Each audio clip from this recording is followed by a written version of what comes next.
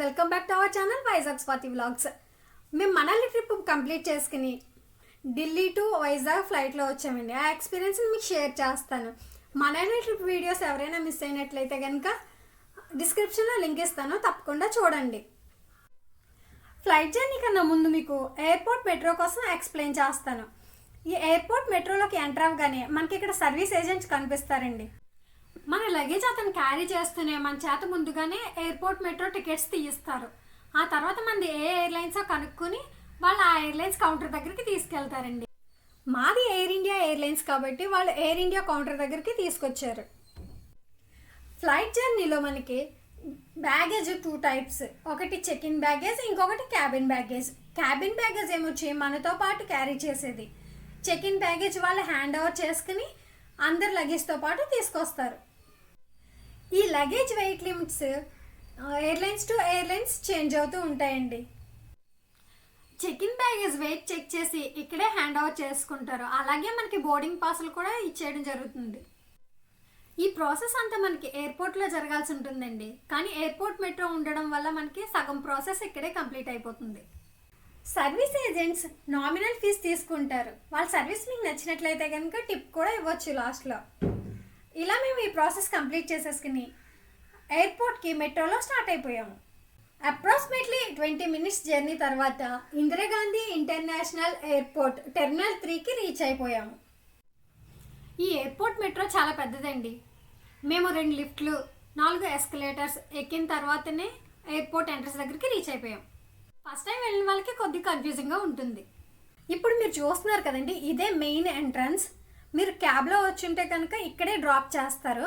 మేము మెట్రోలో వచ్చాము కనుక లిఫ్ట్లో దిగాము.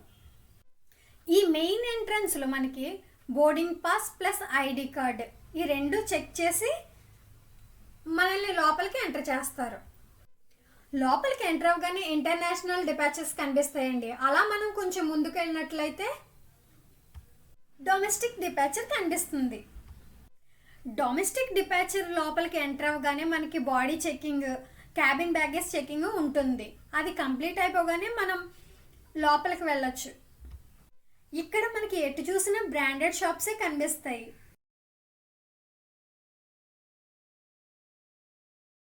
మనకిచ్చిన బోర్డింగ్ పాస్లో మన గేట్ నెంబర్ ఎంటర్ చేసి ఉంటుంది. మనం అక్కడికి వెళ్ళి మన ఫ్లైట్ కోసం వెయిట్ చేయాలి. ఇది పెద్ద ఎయిర్పోర్ట్ అవ్వడం వల్ల ఇక్కడ కనిపిస్తున్నాయి కదండి, ఇలాంటి ట్రావెలేటర్స్ ఎక్కువగా కనిపిస్తాయి.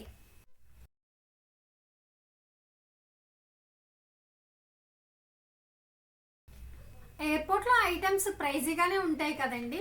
ఈ వెండింగ్ మిషన్లో మాత్రం మనకి ఎంఆర్పి ప్రైస్కే అవైలబుల్గా దొరుకుతాయి. ముందు మా పిల్లలు వెళ్ళి 2 కూల్ డ్రింక్స్ బాటిల్స్ తెచ్చుకున్నారండి. అది వీడియో తీయలేదని మీకు చూపించడం కోసం మళ్ళీ మేము చిప్స్ ప్యాకెట్స్ తీసుకున్నాం.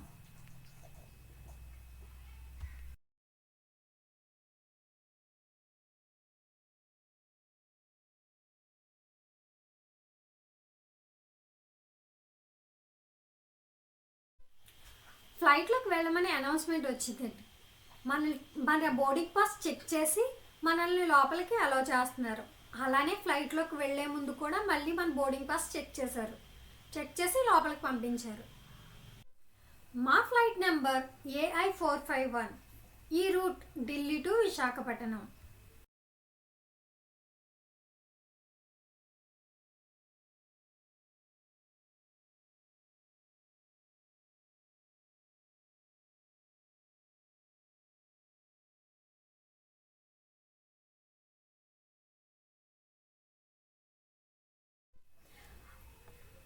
ఈ ప్రాసెస్ అంతా అయిపోయిన తర్వాత ఎయిర్ హోస్టెస్ ఇన్స్ట్రక్షన్స్ వింటూ మా ఫ్లైట్ 20 మినిట్స్కి స్టార్ట్ అయింది.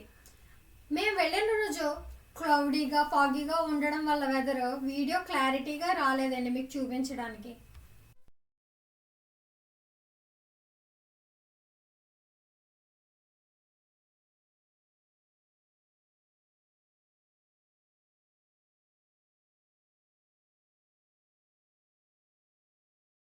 మ్యాక్సిమం వ్యూ తీయడానికి ట్రై చేశానండి, కానీ ఫాగీ వల్ల అసలు అవ్వలేదు. మాకైతే మేఘాల వల్ల ఢిల్లీ సిటీ వ్యూ మాకు అసలు కనిపించలేదు.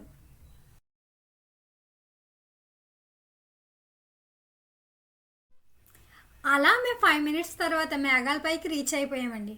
ఇలాంటి పాల సముద్రం లాంటి వ్యూని మీరు కూడా చూసి ఎంజాయ్ చేయండి. ఈ flight ticket and price details మీకు వీడియో మధ్యలో చెప్తాను. వీడియోని ఎక్కడ స్కిప్ చేయకుండా పూర్తిగా చివరి వరకు చూడండి.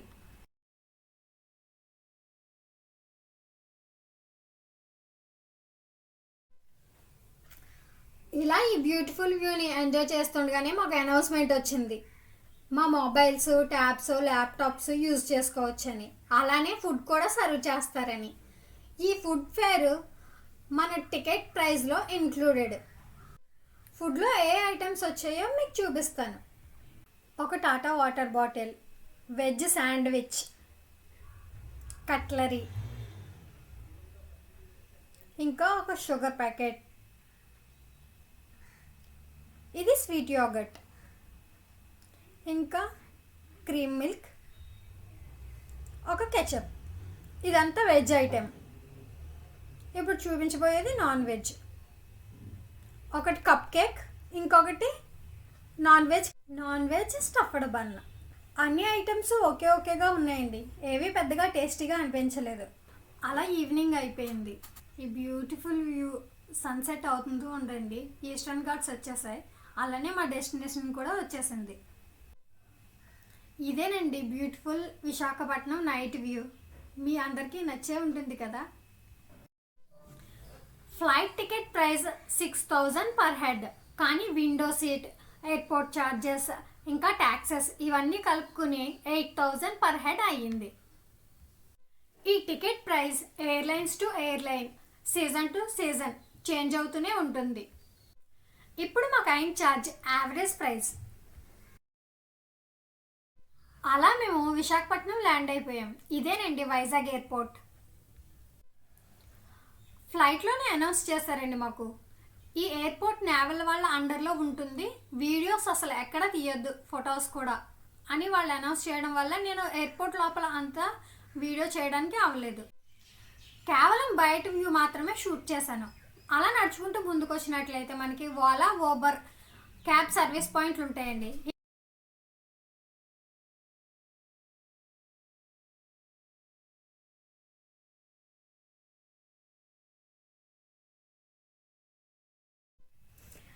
ఇదేనండి తెలుగు తల్లి స్టాచ్యూ. విశాఖపట్నం స్టీల్ ప్లాంట్ టౌన్షిప్లోకి రావడానికి ఇది ల్యాండ్ మార్క్.